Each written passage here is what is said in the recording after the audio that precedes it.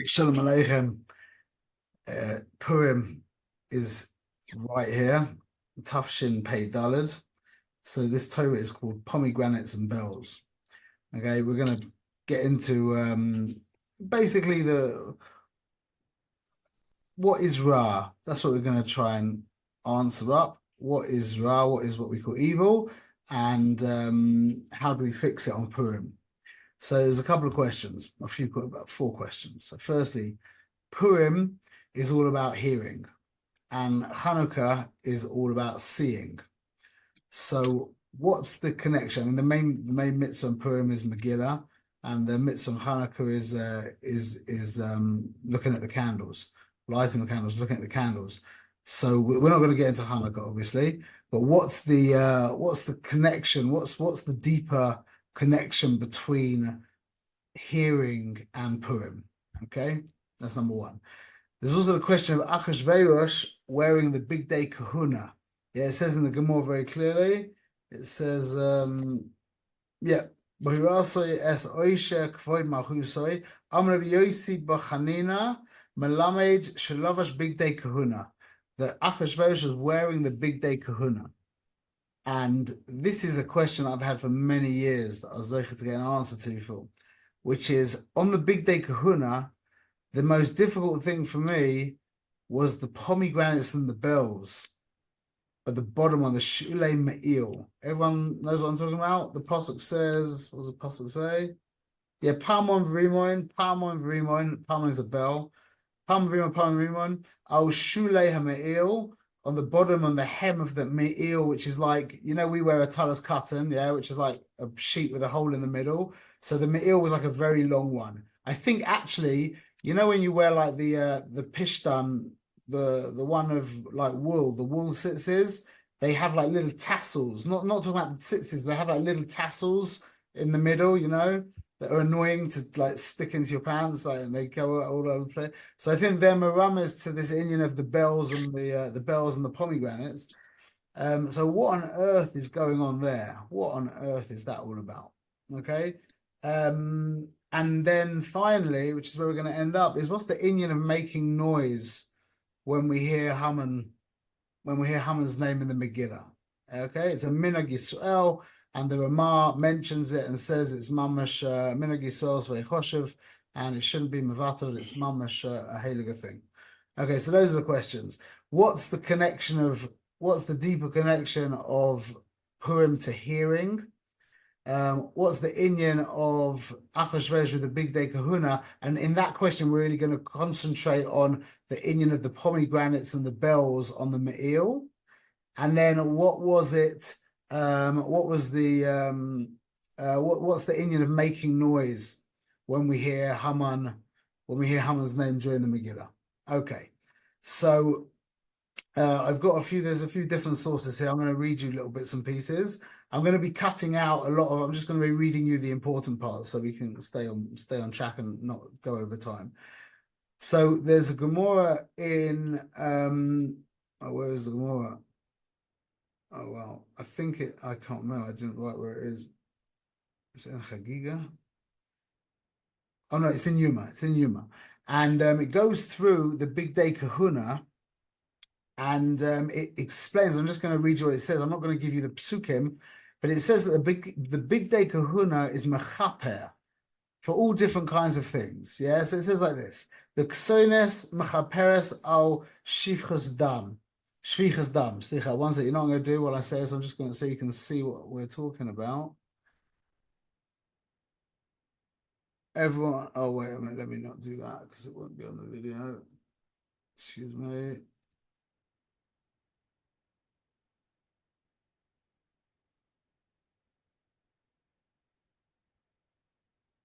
So you can see which clothes we're talking about. Everyone can see this? Okay, so he says the ksunas was that. This is the actual underneath, the white garment underneath. Yeah, mechaperes al shvichas dam. Yeah, from killing. Okay, michnasayim. Where's the michnasayim? They are basically under here. Yeah, under the ksunas. Yeah, that is mechaper al gilia rayas. The mitznefes, which is this guy over here. That is mechaper on Gase Ruach, on Gaiva. Okay. The Avnate, which is this like belt thing over here. The Avnate is Mechaper al Hadinim. The Aphod, which is this that hangs down from the Avnate. The Aphod is Mechaper al Hirhu Elev, on bad thoughts of the heart. The Choshen, which is what the Purim is stuck to. The Choshen is Mechaper on we said Dinim. Oh, the Choshen is Mechaper on Dinim, sorry. The Aphod is Mechaper on Avodas Koichavim. And I'm just saying, I'm putting it out of order. The Tzitz is Mechaper on Azaz Panim. And then he says the Me'il, this is what we want to talk about. The Me'il, which is the blue thing in the back, the Techelis in the background with the pomegranates and the bells. Yeah, the Me'il is Mechaper al Lashon Hara. Minayim. How do we know? Amrav Chanina, Yavoy Davash Koil, Yechaper al Koil Hara. There's something that has a coil, something that makes a noise. Yeah, this is the only part of the big day kahuna that made a noise because the bells are like jingling around. Yeah, so the because it makes a noise, he says that's machaper on Lashon Hara. Okay, so it's interesting that Achashverosh should be wearing the big day kahuna, including the me'il, which is machaper and all these things, and what we want to concentrate now is that it was mechaper on Lashon Hara. Okay. Now, just to everyone's aware of the Gemara. There's actually a lot of these Gemaras that says the idea about the Rishayim being filled with mitzvahs like a rimon. Everyone's aware of that idea. You've heard that before, yeah? So it's actually brought in about nearly a dozen Gemaras and Midrashim. It's the same thing. It's put in a couple of different ways. The first one is, it says Reish Lakish says Reikanim, the empty ones, meaning like the Rishoyim, the empty ones of Yisrael. Reikanim Shabach Malayim mitzvahs karimon. They're full of mitzvahs like a rimon. Okay, and then there's another Lashon, which is Poishe Yisrael, the sinners of Israel, the transgressors. Shemalayim mitzvahs karimon. They're Malayim mitzvahs karimon. What's the inyan of Rishayim being filled with mitzvahs like a rimon? Because we said Sadik be'emunaso yichye, yeah, that Habakkuk stood the entire Torah on one inyan, which was emunah, yeah. So what's the inyan of being filled with mitzvahs like a pomegranate? A pomegranate is lots and lots of little seeds, endless little things, yeah, separate little things. What's the inyan? So the tzaddik lives in a world of his colorless, of unity. It's all one to him. Like we've said many times, his relationship, he sees the mitzvahs as one mitzvah. That's why we're called a bar mitzvah, not a bar mitzvahs. There isn't all of this separation. It's like, okay, right now I need to daven shachris, meaning Hashem expresses himself right now in my life as davening shachris, putting on tefillin, wearing talis. Okay, a little bit later on, Hashem becomes manifest in my life by giving tzedakah. A little bit later on, Hashem becomes manifest in my life by learning Torah. There's not endless mitzvahs. There's just the Rebbeinu Shloim. And in this situation, he looks like tefillin. And in this situation, he looks like tzedakah. And in this situation, he looks like shalom bayis and avodas achila, v'chulei v'chulei. In the Russia, he doesn't see it like that. He sees it as there's all these different things. There's no unified, it's not all unified together by the Rebbeinu Shloim. There's just this mitzvah and that mitzvah, and that's what it's getting to, that not taking away from the actual pshat that all mitzvahs are shaykh to, all yidden are shaykh to mitzvahs. But the deeper understanding is that by the Rishayim, the mitzvahs that they have are localized, individual, separate entities. And that's why Rebbe Meir, when Rebbe Meir learned from Acher, everyone's heard of Acher, Elisha ben Avuya, who was basically Poish Yisrael. He was a Russia. He was koif on the Torah. So it says 1 minute. Yeah, Rebbe Meir was learning. He would learn from. I'm going to read you the Gemara. Okay. Beautiful Gemara. This. Rabbi Meir, he would learn. How do we know that he would learn Torah from Acher? Acher was a Rasha. How do we know that we'd learn Torah from Acher? V'amarabba babachana am Rabbi Yochanan. Ma'dichsi ki sifsei kohen yishmu da'as v'Torah yivakshu mepihu ki malach Hashem tzivakoshu. He's asking a kasha. How can it be that? That Rabbi Meir was learning Torah from Acher? Acher was a Rasha, and the pasuk says that if your Rebbe doesn't look like a Malach Tzivakos, he doesn't look like a Malach Hashem Tzivakos, then im doimer harav Malach Hashem Tzivakos, yivakshu Torah mapihu. Then you should request Torah from him if he reminds you of a Malach Hashem Tzivakos. The im love. Didn't it? Wasn't Acher the one who got stuck? It wasn't Acher the one who got. They went into the Rakia, and he came back, and he so was I'm saying Ben Azai, Ben Zoyma. He's a Yo, you're breaking up. Can't hear you. Can't hear you. Oh, I can't hear you. Okay, go. I'm sorry, Franz Rathen, go. We'll talk about he went into Pardes. That's where he became a kofer. He became a kofer because he saw too much and he saw the Malach Matat, it says, and he just broke. He says he cut the was it Natias? He cut the saplings. Yeah, but Lamaisa, he was a Rasha. Yeah, Elisha ben Avuya we call Poshe Yisrael, and just turn my phone off. Sorry, and the question is, how can it be that Rebbe Meir was learning Torah from him? Because Rabbi Baba Hana said in the name of Rabbi Yochanan, if your Rebbe doesn't remind you of a Malach Hashem Tzefakos, then don't be Mevakesh Torah from him. If he does, you should. So obviously Achad wasn't like that. So Amar Reish Lakish, says Reish Lakish back in the defense of Rebbe Meir. Rebbe Meir Kara Ashkadra V'Dash. He brought this pasuk, he was dorish this pasuk. Hat oznacha ushma divrei chachamim, lend the ear and listen to the words of the chachamim. V'libacha tashis ledati, and your heart should grab onto my dati. It says the drasha, ledatam loy ne'ema ela ladati, meaning you can learn from anyone. You're not learning their das, you're learning Hashem's das. So this is a whole big sugya in Shas, but it means that basically if the guy has got Torah and he's not a good guy, you can learn the Torah from him and let go of the bad stuff. And then it says like this: Achiz Rabbi Shila Leliyahu. This is a Moedika thing. So Rabbi Shila says to Eliyahu, he stumbled upon Rabbi Yama. Amalei, he said to him, my kavod the Kodesh Baruch Hu, what is Hashem doing? What a great question. What's Hashem doing? Like, what does he do all day?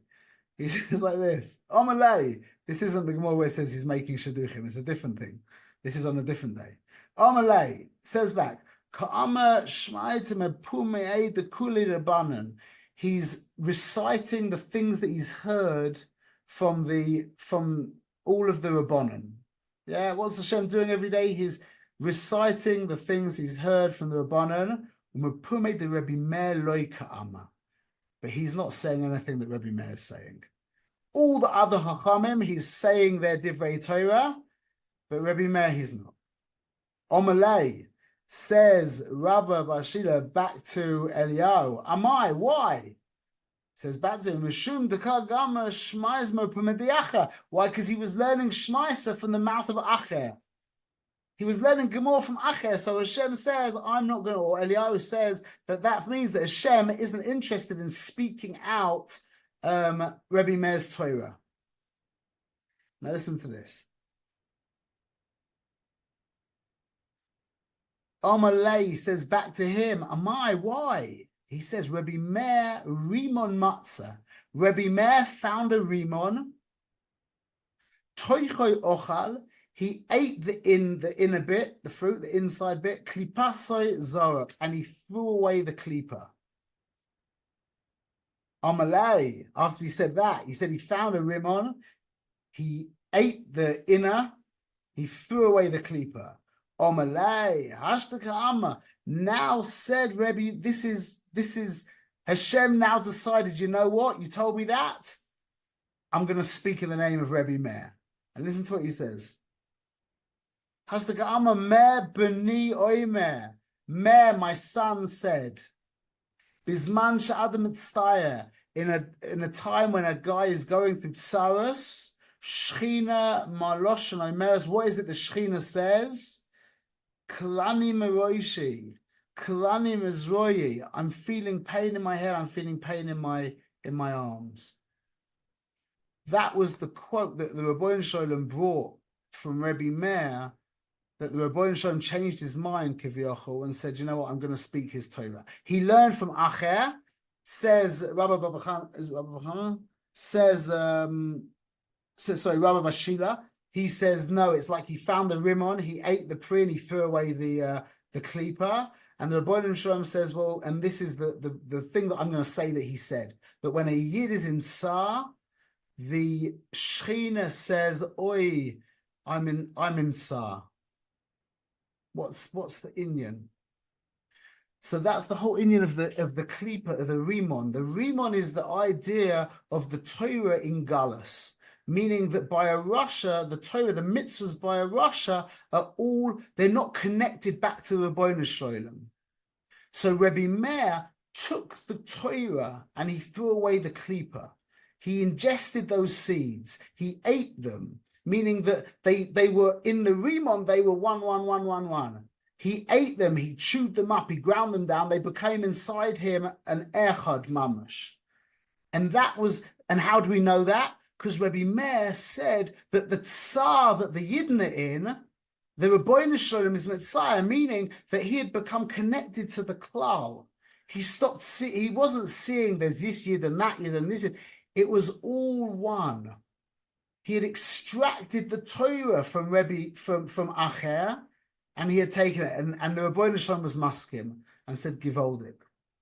Now, so that's the inyan of the pomegranate. The inyan of the pomegranate is, so to speak, the Torah in Galus, the Torah by the Russia, that needs to it's just waiting to get eaten by the Tzaddik, to get reconnected to the Rebbeinu Shalom. What's the inyan of a bell? So the inyan of a bell is noise. You can't have noise without shtayim. You need two to make noise. One thing can't make noise. There needs to be a banging of things against each other to make noise. Everyone's with me? One thing by itself doesn't make any noise. If it's vocal cords, there's the chords and all the zachin, clapping. The whole inyan of noise is that there are two things knacking with each other. That's the inyan of the pamon of the bell. Now there's a machloikus, Rashi and the Ramban HaKadosh. How did it look on the Me'il? So Rashi says it was Rimon, Pamon, Rimon, Pamon, Rimon, Pamon, V'chulei. 72 in total, but not each, 36 each, going all around, yeah? Rimon, Pamon, and that's what the Pshat sounds like. The Ramban says, no, the Rimon was the knacker, the thing, what do you call it? The thing that bangs. What do they call it? The knacker. Okay, thank you. 1 minute in Hebrew, I've got it written here somewhere. A marker to unazum a fresh harimonim halulim the besoichen a patamonim. I've forgotten what the word is. But anyway, there was a word for it. It's the little thing that dangles inside the bell. So he said the pomegranate was the thing in the bell that was banging against the bell. And Rashi says, no, the pomegranate was lachud and the bell was lachud. They were two separate things. What on earth is that machloikus about?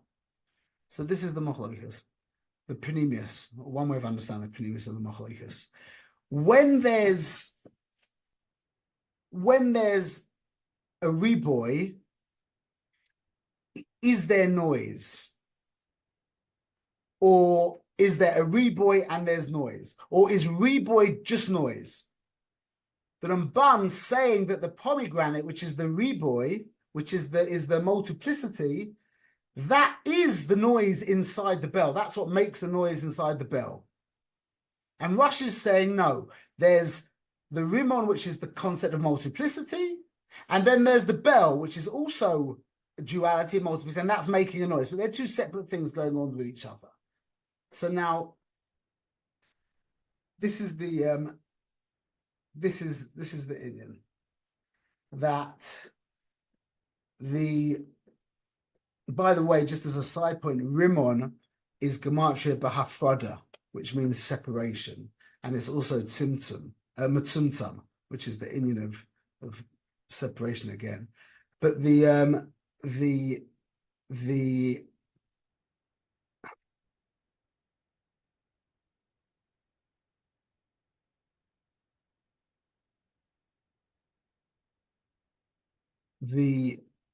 noise that is being made is coming from the riboy, from the multiplicity, from the fact that there's more than one. Okay, by the tzaddik, there's shtika, there's silence by the tzaddik, but by the rasha, there's rash. Rasha and rash are the same letters.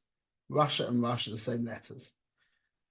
So when Achashverosh had taken this inyan of the rash, of the multiplicity, the rimonim and the parmon, by Persia at this time, this galus that we were in, by the story of Purim, it's not that we weren't raising up the rash, it's that the rash had been taken away from us. We didn't even have access to the rash. We were in such a matzav. We didn't even know that we were in a bayah. We were going to the party. There was no, we were eating kosher meat, drinking kosher wine. It was basically kosher. We weren't even aware. It wasn't that we weren't just raising up the Ra. The Ra wasn't even, we weren't even aware of the Ra. It had been, so to speak, misappropriated by Achashverosh. So it wasn't that we were just trying to take the Ra and lift it up. The first thing was to get the Ra back, to get the multiplicity back, that then we could lift it up. What's the pivotal part of the whole story?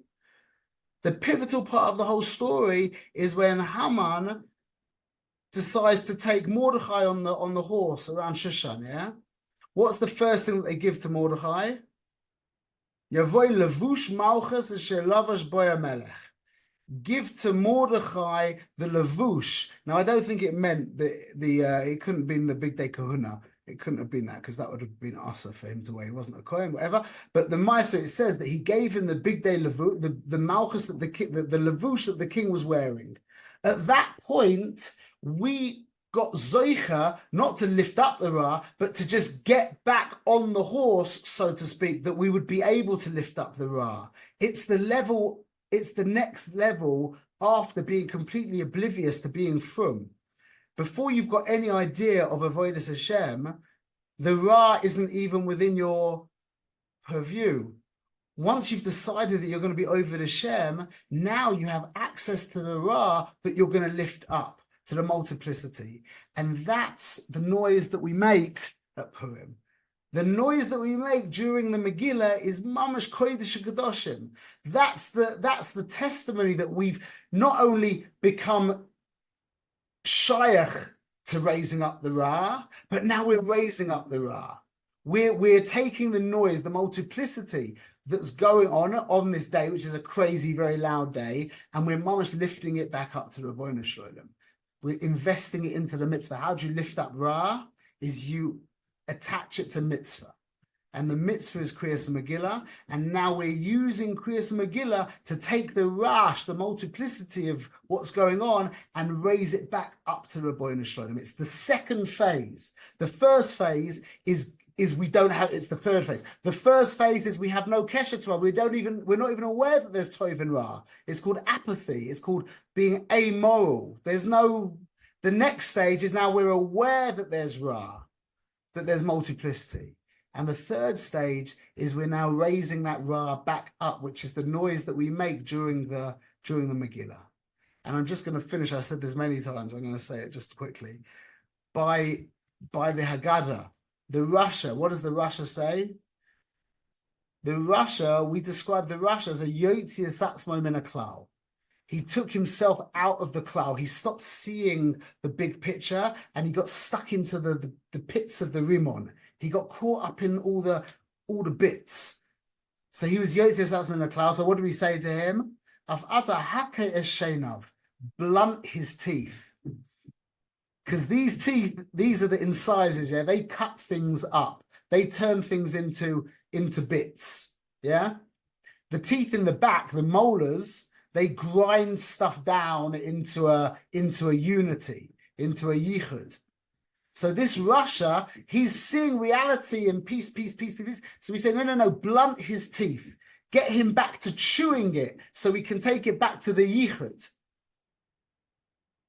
By Kriya Shema, where we're Bechinas Echad, when we're all tzaddikim, Shema Yisrael Hashem Echad, what's the advice? The pasuk says, "V'shinantam levanecha v'dibarta bam." What does Rashi say? V'shinantam. V'shinantam is from Russian teeth. Yeah, teach it. It means teach it to your children, but it means teeth. So what does it mean? Teach it to your children. Teach it. Loshen chidud to it means sharp. They should be sharp in your mouth. That if the kofer should ask you, you shouldn't. Someone just say, no kofer. She'emish alachu adam dava alteid sarich the gum game. Don't like that. They should be sharp in your mouth. Yeah, but ela emoloi miad. You should say it to him miad. So by the Rasha who's seeing the world in all the little bits and pieces, we say start chewing your food. Chew it up, mamash, grind it up, pulverize it into a single paste. By the tzaddik, who's gotten to that level of seeing the world as echad, now do we say to him, sharpen your teeth, cut reality into teeny little pieces, and see the Rebbeinu Shalom in every single little detail of reality. And that's the making the noise by Kriyas Megillah. That's the raising up of the rash, of the multiplicity, just like the tzaddik, who when he's got the big picture and is connected to the one, we say to him, get involved in the period, get involved in the separation, in the fragmentation, and raise it up. By Megillah now, that we're mamash connected, now is raise up the rash, bring up that noise. I'm not going to explain that first question we had about hearing, but that's the avoider. So we should be zoicha to make a lot of noise. It's a very heilige thing to make a lot of noise during Kriyas Megillah, and to be miscovered. So when we're making that noise, that's a big aliyah for the reboy of this world, which is the whole job of the Yid, is to bring all of the little bits and pieces of this world back to the Rebbeinu Shalom, and that's what this means. Shema Yisrael Hashem Elokeinu Hashem Echad. Shema Yisrael Hashem Elokeinu Hashem Echad. Ezrat Hashem. Should be zoicha. Okay. Oh, amazing. Thank you. We're back on in I another noticed hour and a half, by the way. Yeah, go. We've got some more koyach. I'm going to give Parsha an hour and a half as Kuragil. So if you're knocking around, if it's not too much, join us. Small.